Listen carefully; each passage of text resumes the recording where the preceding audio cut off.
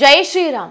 ನೀವು ನೋಡ್ತಾ ಇದ್ದೀರಾ ಟಿವಿ ವಿಕ್ರಮ. ನಾನು ಸೌಮ್ಯ ಸನಾತನಿ. ನಮ್ಮ ಟಿವಿ ವಿಕ್ರಮದ ಎಲ್ಲಾ ಕಾರ್ಯಕ್ರಮಗಳ ನೋಟಿಫಿಕೇಶನ್ ನಿಮಗೆ ಸಿಗಬೇಕಂತ ಹೇಳಿದ್ರೆ ನಮ್ಮ ಟಿವಿ ವಿಕ್ರಮ ಚಾನೆಲ್ ಅನ್ನು ಸಬ್ಸ್ಕ್ರೈಬ್ ಮಾಡಿ, ಹಾಗೆ ಬೆಲ್ ಬಟನ್ ಕ್ಲಿಕ್ ಮಾಡೋದನ್ನ ಖಂಡಿತ ಮರಿಬೇಡಿ. ವೀಕ್ಷಕರೇ, ನಿಮಗೆಲ್ಲ ಗೊತ್ತೇ ಇದೆ, ದೇಶದ ಹೆಮ್ಮೆಯ ಪ್ರಧಾನಿ ನರೇಂದ್ರ ಮೋದಿಜಿ ಅವರು 140 ಕೋಟಿ ಭಾರತೀಯರಿಗೆ ಗುಡ್ ನ್ಯೂಸ್ ನೀಡಿದ್ದಾರೆ. ಜಿಎಸ್ಟಿಯಲ್ಲಿ ದೇಶದ ಇತಿಹಾಸವೇ ನೆನಪಿನಲ್ಲಿ ಇಟ್ಟುಕೊಳ್ಳುವಂಥ ಸುಧಾರಣೆಯನ್ನ ಮೋದಿ ಸರ್ಕಾರ ಮಾಡಿದ್ದಾರೆ.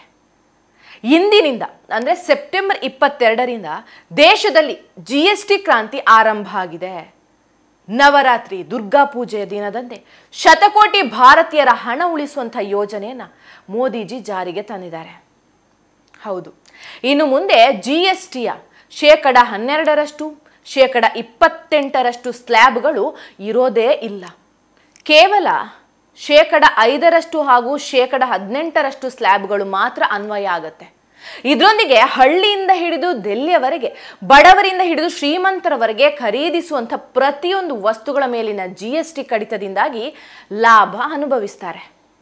ಅದರಲ್ಲೂ ಬಡವರು ಹಾಗೂ ರೈತರಿಗೆ ಜಿಎಸ್ಟಿ ಕಡಿತದ ಲಾಭ ಸಿಗುತ್ತೆ. ಇದೇ ಕಾರಣಕ್ಕಾಗಿ ದೇಶದ ಜನರನ್ನು ಉದ್ದೇಶಿಸಿ ಮಾತನಾಡಿದಂಥ ಮೋದಿಯವರು, ಇದು ಕೇವಲ ಹಬ್ಬಗಳ ಸೀಸನ್ ಅಲ್ಲ, ಉಳಿತಾಯದ ಉತ್ಸವವೂ ಆಗಲಿದೆ ಅಂತ ಹೇಳಿದ್ದಾರೆ.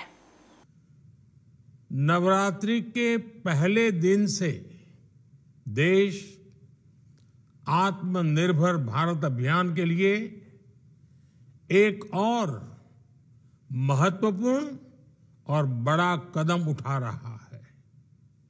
कल यानी नवरात्रि के प्रथम दिवस 22 सितंबर को सूर्योदय के साथ ही नेक्स्ट जनरेशन जीएसटी रिफॉर्म्स लागू हो जाएंगे. एक तरह से कल से देश में जीएसटी बचत उत्सव शुरू होने जा रहा है.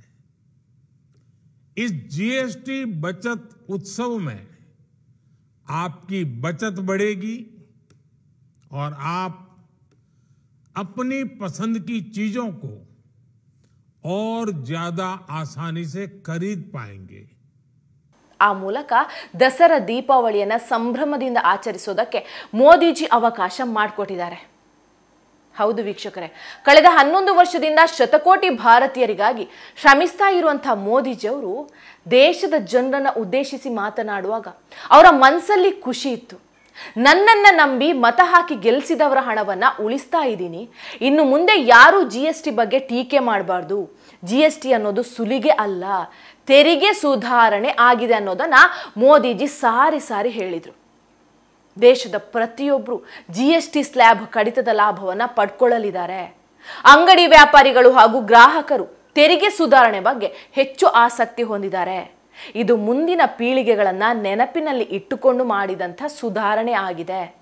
ಹೊಸ ತೆರಿಗೆ ಸುಧಾರಣೆಯಿಂದಾಗಿ ದೇಶದ ಜನ 1 ವರ್ಷಕ್ಕೆ 2.5 ಲಕ್ಷ ಕೋಟಿ ರೂಪಾಯಿ ಉಳಿಸ್ತಾರೆ. ದೇಶದ ಪ್ರತಿಯೊಂದು ವಸ್ತುಗಳು ಕಡಿಮೆ ಬೆಲೆಗೆ ಸಿಗುತ್ತೆ. ದೇಶದ ಜನರಿಗೆ ಇದು ಸರ್ಕಾರ ನೀಡ್ತಾ ಇರುವಂತಹ ಹಬ್ಬದ ಕೊಡುಗೆ ಆಗಿದೆ ಅಂತ ಮೋದಿಜಿ ಅವರು ಖುಷಿಯಿಂದ ಹೇಳಿದ್ರು. 12 लाख रुपए तक की इनकम को टैक्स फ्री करके एक उपहार दिया. और स्वाभाविक है, जब 12 लाख रुपयों का इनकम टैक्स में राहत हो जाए तो मध्यम वर्ग के जीवन में तो कितना बड़ा बदलाव आता है, कितनी सरलता सुविधा हो जाती है. और अब गरीबों की भी बारी है, न्यू मिडिल क्लास की बारी है. अब गरीब को, न्यू मिडिल क्लास को एक तरह से डबल बोनांजा मिल रहा है. जीएसटी कम होने से अब देश के नागरिकों के लिए अपने सपने पूरे करना और आसान होगा.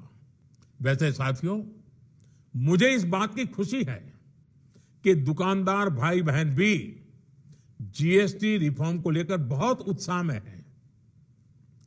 वो बहुत जीएसटी में हुई कटौती को ग्राहकों तक पहुंचाने में जुटे हुए हैं.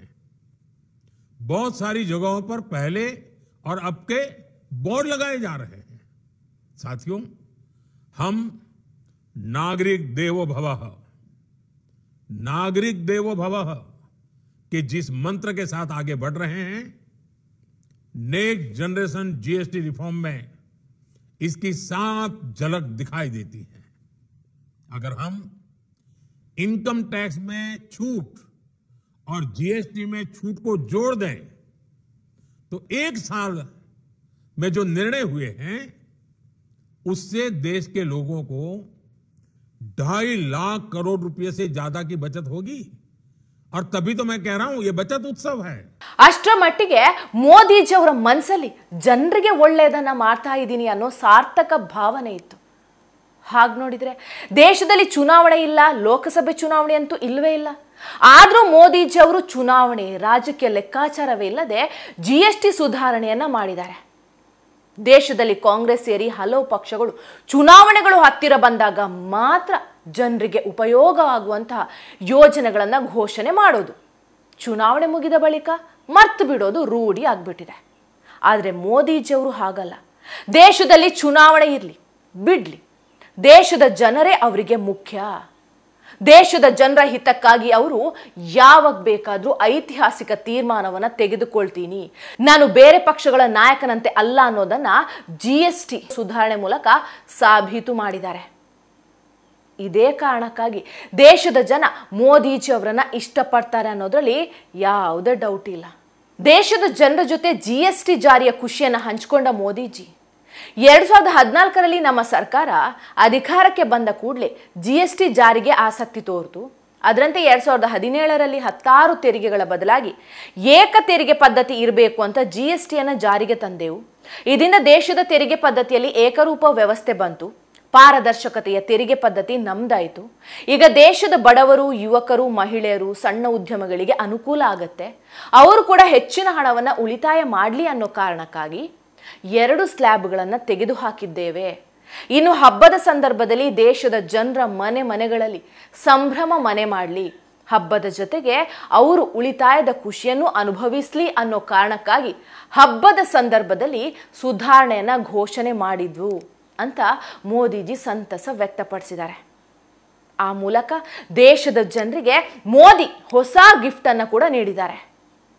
ಮತ್ತೊಂದು ಲೆಕ್ಕಾಚಾರವನ್ನು ಇಟ್ಕೊಂಡು ನೋಡೋದಾದ್ರೆ ಮೋದಿಜಿ ಸರ್ಕಾರ ಇದೇ ವರ್ಷದಲ್ಲಿ 2 ಗುಡ್ ನ್ಯೂಸ್ಗಳನ್ನು, ಶತಕೋಟಿ ಜನರಿಗೆ ಹಣ ಉಳಿತಾಯ ಆಗುವಂತಹ ಯೋಜನೆಗಳನ್ನು ಘೋಷಣೆ ಮಾಡಿದಂತೆ ಆಗಿದೆ.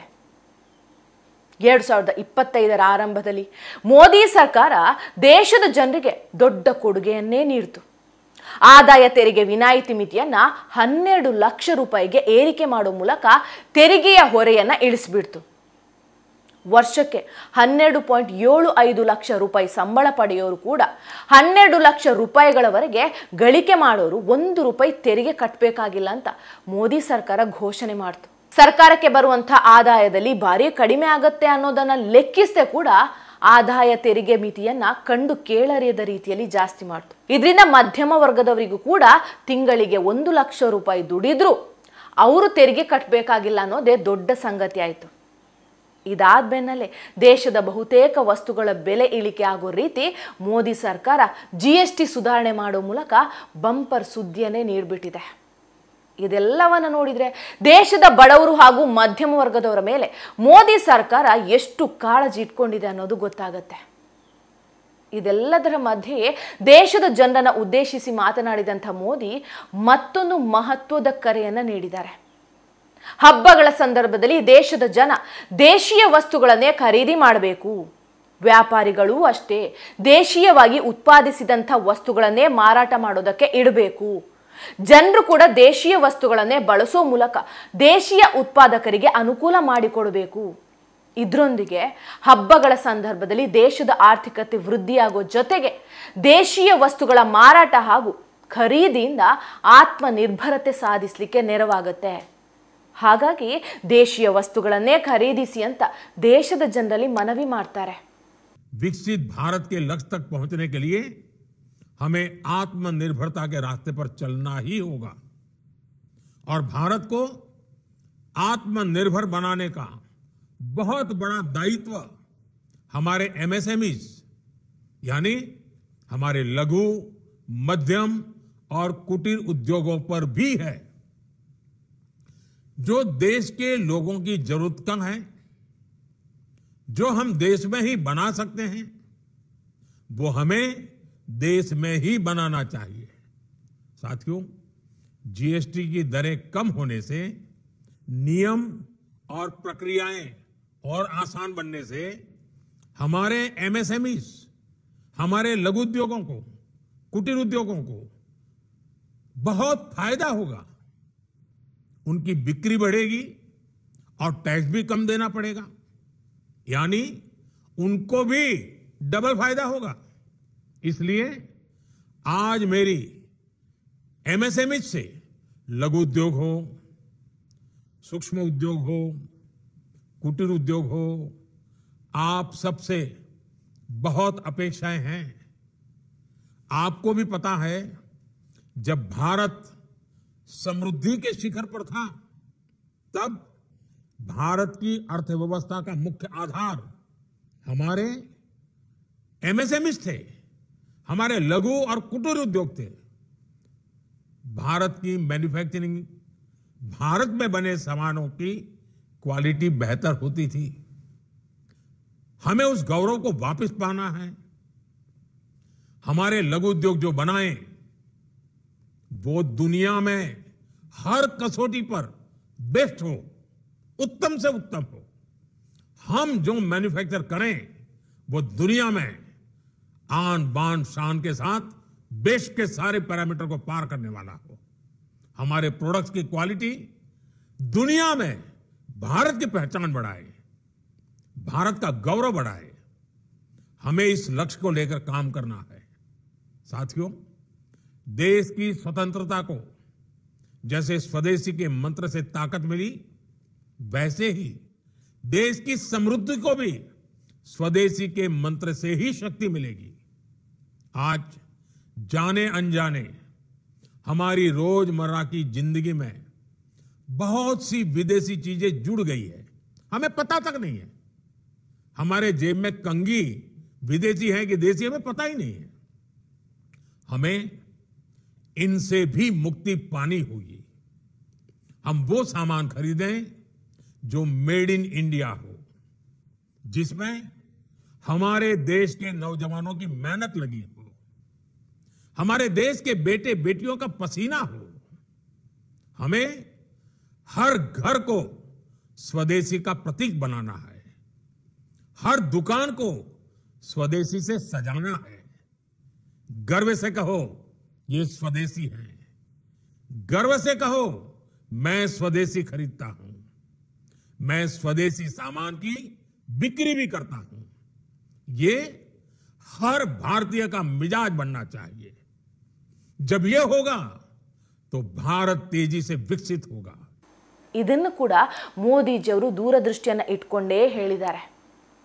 ಹೀಗೆ ದೇಶೀಯ ವಸ್ತುಗಳನ್ನೇ ಉತ್ಪಾದಿಸಿ ಮಾರಾಟ ಮಾಡಿ ಹಾಗೂ ಖರೀದಿಸಿ ಅಂತ ಮೋದಿಜಿ ಹೇಳಿರೋದ್ರ ಹಿಂದೆ ದೊಡ್ಡ ದೂರದೃಷ್ಟಿಯೇ ಇದೆ. ಅಮೆರಿಕ ಅಧ್ಯಕ್ಷ ಡೊನಾಲ್ಡ್ ಟ್ರಂಪ್ ಅವರು ಈಗಾಗಲೇ ಭಾರತದ ಮೇಲೆ ಹೆಚ್ಚುವರಿ ಸುಂಕವನ್ನು ವಿಧಿಸಿದ್ದಾರೆ. ಇದರಿಂದಾಗಿ ಭಾರತ ಅಮೆರಿಕಕ್ಕೆ ಹೆಚ್ಚಿನ ವಸ್ತುಗಳನ್ನು ರಫ್ತು ಮಾಡೋದಕ್ಕೆ ಸಾಧ್ಯ ಆಗ್ತಾ ಇಲ್ಲ. ಹಾಗೆ ಅಮೆರಿಕದಿಂದ ಹೆಚ್ಚಿನ ವಸ್ತುಗಳನ್ನು ಆಮದು ಮಾಡಿಕೊಳ್ಳೋದು ಕೂಡ ಕೇಂದ್ರ ಸರ್ಕಾರಕ್ಕೆ ಇಷ್ಟ ಇಲ್ಲ. ಹಾಗಾಗಿ ಅಮೆರಿಕಕ್ಕೆ ತಕ್ಕ ಪಾಠ ಕಲಿಸಬೇಕಂದ್ರೆ ಭಾರತದಲ್ಲಿ ಹೆಚ್ಚು ಉತ್ಪಾದನೆ ಆಗಬೇಕು, ಭಾರತದಲ್ಲೇ ಉತ್ಪಾದನೆಯಾದ ವಸ್ತುಗಳು ಮಾರಾಟ ಆಗಬೇಕು ಅಂದ್ರೆ ದೇಶದ ಜನ ದೇಶೀಯ ವಸ್ತುಗಳನ್ನೇ ಖರೀದಿ ಮಾಡಬೇಕು. ಹೀಗೆ ಮಾಡಿದಾಗ ಮಾತ್ರ ದೇಶೀಯ ಉತ್ಪಾದನೆ ಹಾಗೂ ದೇಶೀಯ ಬಳಕೆ ನಡುವೆ ಅಂತರ ಇರೋದಿಲ್ಲ. ಹಾಗೆಯೇ ಬೇರೆ ಬೇರೆ ದೇಶಗಳಿಂದಲೂ ನಾವು ಉತ್ಪನ್ನಗಳನ್ನು ಆಮದು ಮಾಡಿಕೊಳ್ಳುವ ಅವಶ್ಯಕತೆ ಇರೋದಿಲ್ಲ. ಆಗ ಅಮೆರಿಕಕ್ಕೂ ಪಾಠ ಕಲಿಸಿದಂತೆ ಆಗತ್ತೆ, ಆತ್ಮನಿರ್ಭರತೆ ಸಾಧಿಸಿದಂತೆಯೂ ಆಗತ್ತೆ ಅನ್ನೋದು ಮೋದಿಜಿಯವರ ದೂರದೃಷ್ಟಿ. ಒಟ್ಟಲ್ಲಿ ಮೋದಿಜಿಯವರು ದೂರದೃಷ್ಟಿ ಇಟ್ಕೊಂಡು ದೇಶದ ಆರ್ಥಿಕತೆ ಬಲಿಷ್ಠ ಆಗಲಿ, ಜನರ ಬಳಿ ಹಣ ಹರಿದಾಡಲಿ, ಅವರು ಕೂಡ ಹೆಚ್ಚು ಉಳಿಸಲಿ ಅನ್ನೋ ಕಾರಣಕ್ಕಾಗಿ GST ಸ್ಲ್ಯಾಬ್ಗಳನ್ನು ಕಡಿಮೆ ಮಾಡಿದ್ದಾರೆ.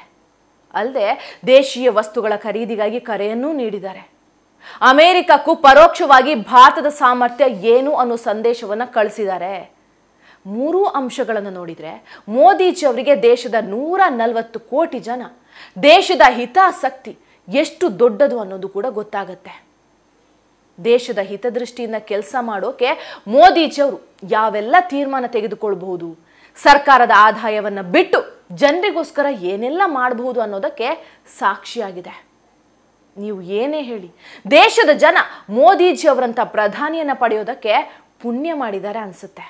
ಹಬ್ಬಗಳ ಸಂಭ್ರಮದಲ್ಲಿ GST ಉಳಿತಾಯದ ಉಡುಗೊರೆ ನೀಡಿದಂಥ ಮೋದಿಜಿ ಅವರಿಗೆ ಥ್ಯಾಂಕ್ಸ್ ಹೇಳೋಣ. ನಮಗಾಗಿ ಇಷ್ಟೆಲ್ಲ ಮಾಡಿದವರಿಗೆ ಒಂದು ಕೃತಜ್ಞತೆ ಸಲ್ಲಿಸೋಣ. ಜೈ ಹಿಂದ್, ಜೈ ಭಾರತ್, ಜೈ ಮೋದಿಜಿ. ಟಿವಿ ವಿಕ್ರಮ, ದೇಶ ನಿಮ್ಮ ಕೈಯಲ್ಲಿ. ಈ ಕಾರ್ಯಕ್ರಮ ನಿಮಗೆ ಇಷ್ಟ ಆಗಿದ್ದಲ್ಲಿ ಲೈಕ್, ಶೇರ್ ಹಾಗೂ ಕಮೆಂಟ್ ಮಾಡಿ. ಟಿವಿ ವಿಕ್ರಮದ ಕಾರ್ಯಕ್ರಮಗಳನ್ನು ನಿರಂತರವಾಗಿ ವೀಕ್ಷಿಸಲು ಸಬ್ಸ್ಕ್ರೈಬ್ ಮಾಡಿ, ಬೆಲ್ ಐಕನ್ ಒತ್ತಿ.